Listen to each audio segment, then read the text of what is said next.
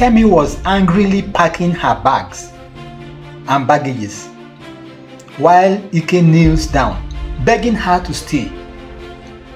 She would not listen to Ike. She carried her bags, walked out, face stern and determined, and left the house, swearing never to return back to that place. She left her love for luxury. She thought her life with Ike was a living hell, that she was going to have a life of forever luxury and fun with Oke. Oke, in his usual manner, had sweet-talked her into thinking that life outside her matrimonial home was going to be nothing but fun. Little did she know that she was going from the proverbial frying pan to fire. Oke, stylish and cunning as ever, sits in a luxurious living room, counting money. Money he probably got from some of his tricks, while secretly on the phone with another woman. While Kemi stands in the background, uneasy and suspicious. When he was sweet-talking her, Oke had the erroneous impression that Kemi had lots of money. But having exhausted the little she came with from her ex-husbands, Oke began to plan how to ditch her.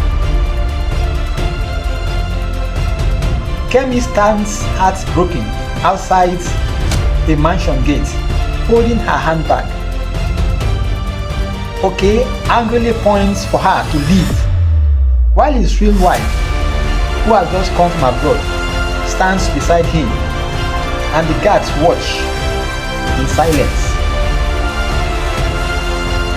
That was when Kemi realized that Oke was nothing but a liar.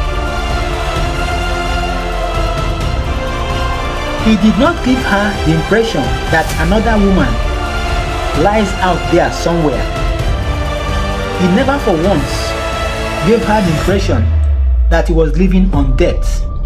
It was when she moved in with him that she began to see the real picture. Kemi now goes to the park from time to time, sits alone on a park bench, head resting on her hands, eyes full of regrets. She could see some happy couples walking by, laughing, discussing.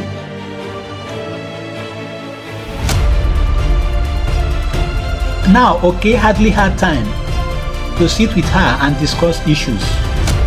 They have lived just about 2 years, and life had become very lonely, empty, and full of regrets.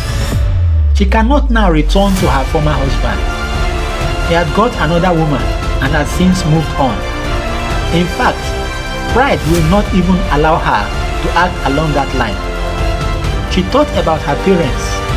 Those ones have sort of disowned her after she left Ike against their elderly advice to her.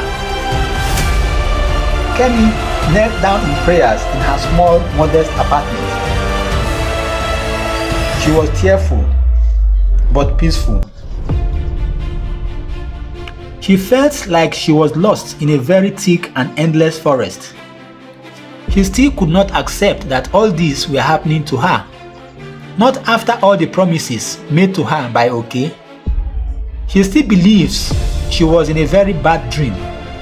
She kept thinking that she will soon wake up from the dream. Dreams do not last this long, she kept thinking to herself. At the same time, she noticed that her case was becoming too emotional, too sad. She may just be losing her sanity. She must wake up from this slumber. She does not have to carry on like this, else she could turn a psychiatric case. She feared that line of thought. She must get herself together. It is not the end of life. Life must go on.